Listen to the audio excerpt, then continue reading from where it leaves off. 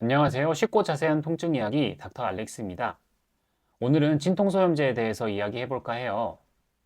진료실에서 약 처방해 드릴게요 라고 얘기를 하면 가장 많이 드는 질문 중 하나가 약을 꼭 먹어야 하나요? 통증만 가라앉히는 거 아닌가요? 라는 질문들입니다.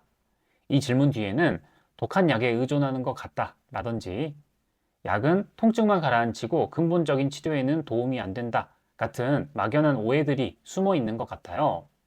오늘은 이 오해를 풀고 근골격계 질환에 있어서 약을 먹는 게 얼마나 중요한지에 대해서 짚어보도록 하겠습니다. 본격적으로 들어가기 앞서 우리가 근본 치료라는 것에 대해 다시 생각해 볼 필요가 있어요. 근본 치료라는 말은 너무 좋은 말입니다. 그러나 우리 몸은 기계가 아니에요. 다치거나 아프기 전으로 돌아가는 것은 불가능합니다. 즉, 근골격계 질환은 어느 정도 비가역성이 있다는 건데요. 관절염으로 닳아버린 무릎 연골, 오랜 습관으로 변형된 척추 디스크, 찢어진 어깨 힘줄 등은 시간을 되돌려서 완전히 원래 상태로 복구하는 것이 불가능합니다.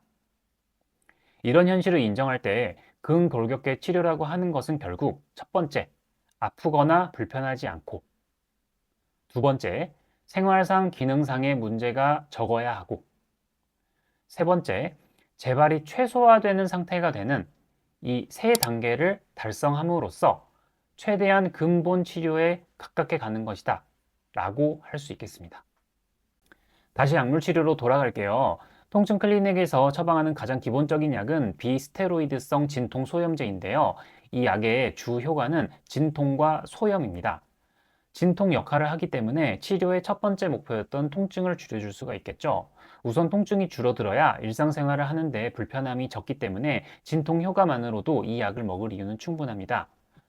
하지만 이 약의 핵심은 소염작용입니다. 소염작용이라고 하는 것은 염증 반응을 억제한다는 뜻인데요.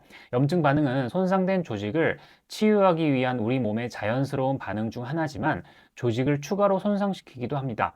마치 산불처럼 초기에는 작은 불씨였더라도 방치하면 크게 산 전체를 태우듯이 염증 반응도 주변 정상 조직까지 침범해 문제를 키울 수가 있어요. 진통소염제의 소염작용은 이 염증의 불길을 초기에 그리고 효과적으로 진압하는 데 큰 도움을 줍니다. 염증이 빨리 가라앉는다는 것은 치유 과정 자체가 단축됨을 의미합니다. 이는 단순히 통증이 줄어드는 것을 넘어서 질병의 진행 결과를 유리하게 만들고 장기적인 예후에 긍정적인 영향을 미칩니다.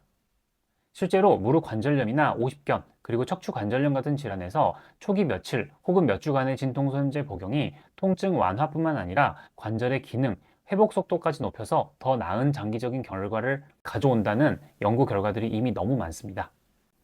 자, 약이 좋은 건 알겠는데 약이 장점만 있는 건 아니니 안 먹고 늦게 나을래요 라고 생각하실 수도 있습니다. 하지만 이것도 틀린 생각이에요. 왜냐하면 염증이 오래 남아있으면 회복이 느린 것뿐만 아니라 조직의 유착과 변형을 만들기 때문인데요. 그리고 가장 무서운 건 만성 통증으로 진행할 확률을 높인다는 거예요. 흔히 고질병이라고도 하죠. 항상 아픈 사람들이 있습니다. 만성 통증이라고 하는 것은 단순히 오래됐다라는 것을 의미하는 게 아니에요. 3개월 이상의 만성 통증은 오래된 것을 넘어서 신경 자체가 과민해져서 염증이 없어져도 아픈 상태, 더 이상 회복하는 기능을 상실하여 통증 상태가 지속된다라는 걸 뜻하는 용어거든요. 이렇게 만성 통증 상태에 도달하게 되면 치료가 훨씬 복잡해지고 치료 결과도 좋지 않으며 회복에 막대한 시간과 노력이 필요하게 됩니다. 진통소염제를 초기에 복용하는 것은 이 급성 상태를 만성 상태로 변하는 것을 막는 가장 효과적인 방파제 중에 하나입니다. 물론 진통소염제가 무조건 좋냐? 당연히 아니겠죠. 우리가 치료를 결정할 때에는 장점과 단점을 비교하여 장점이 더 클 때 치료를 시행하게 되는데요. 진통소염제는 대부분의 경우에 장점이 단점보다 압도적으로 크기 때문에 복용을 추천드리는 겁니다. 다만 우려하실 만한 단점들도 알고 있으면 좋은데요. 첫 번째는 약에 의한 위장 장애입니다.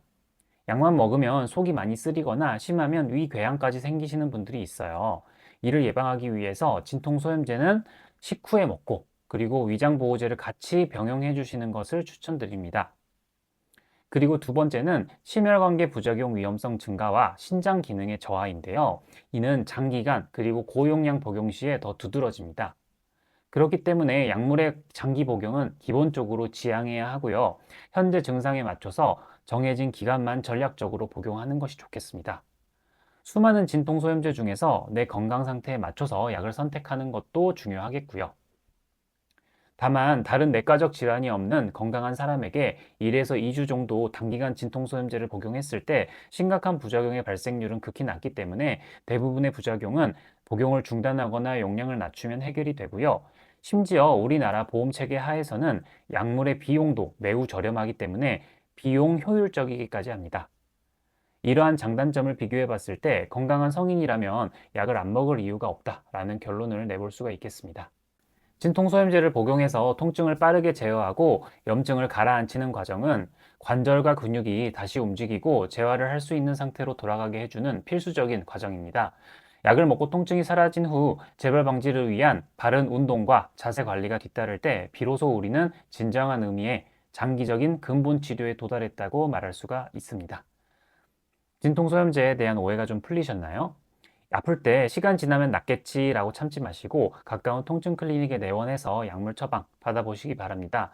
장기적인 복용은 추천드리진 않지만 적절한 기간 동안 적절한 용량으로 복용하는 것은 매우 중요하기 때문입니다. 지금까지 쉽고 자세한 통증 이야기 닥터 알렉스였습니다. 감사합니다.